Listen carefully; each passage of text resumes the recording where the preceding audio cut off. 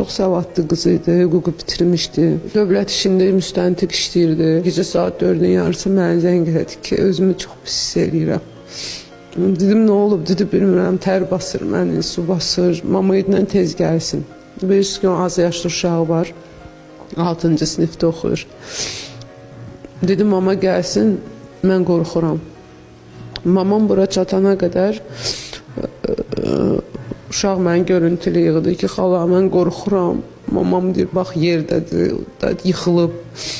Mən dedim ki, get qonşuya, kömək istə, nənə də çatır, mən də gəlirəm. Kameranı çevirdim, gördüm bacım uzanıb bir nöqtəyə baxır. Mən başa düşdüm ki, yəni, o həyatını itirib. Gördüm ki, elə yerdədir, qolunda təzyiq aparatı var, elə də yıxılıb. Eşində baxır, ağzından belə köpük gəldi. Salam değerli izləyicilərim, kanalıma xoş gəldiniz. Bacım gecə saat 4-ün yarısı mənə zəng edib, özümü çox pis hiss edirəm. Anama tez gəlməsini söylə dedi. Ülker Yaşar qızı bacısı Ülviyə Yaşar qızının ölümü ilə bağlı danışarkən deyib.